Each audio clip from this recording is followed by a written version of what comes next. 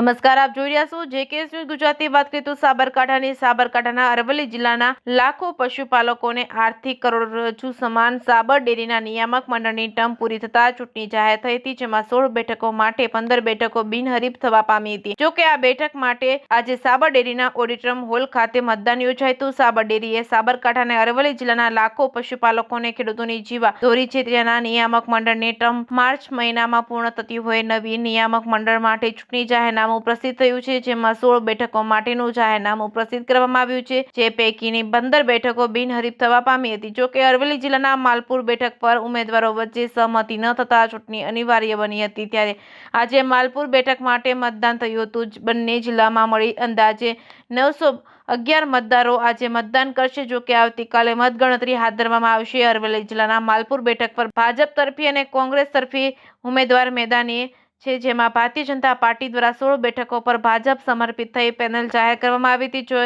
પૈકીના 15 બિનહરીફ થયા હતા અને પરંતુ બાયડના પૂર્વ ધારાસભ્ય અને કોંગ્રેસના કાર્યકર્તા જશુભાઈ શિવાભાઈ પટેલ ઉમેદવારી નોંધાવી હતી, ત્યારે માલપુર બેઠક પર જંગ જામ્યો હતો। ત્યારે સાંજે 5 કલાક સુધી મતદાન થશે અને આવતીકાલે મતગણતરી હાથ ધરવામાં આવશે। જેકેએસ ન્યૂઝ ગુજરાતી સાથે અશોક નાઈ, સાબરકાંઠા।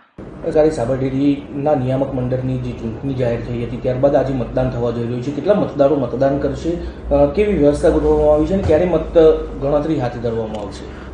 સાબર ડેરીના નિયામક મંડળની ચૂંટણી સંદર્ભે અલગ અલગ 16 ઝોનમાંથી ઉમેદવારી પત્રો મંગાવવામાં આવેલા હતા। તારીખ 29/2 ઉમેદવારી પત્રો પાછા ખેંચવાની છેલ્લી તારીખ હતી અને પ્રથમ તારીખે હરીફ ઉમેદવારની યાદી પ્રસિદ્ધ થઈ છે। એ પૈકી 16 ઝોન પૈકી 15 ઝોન છે એ બિનહરીફ થયેલા છે અને માત્ર એક ઝોન માલપુરમાં ઇલેક્શન પ્રક્રિયા થવાની હતી।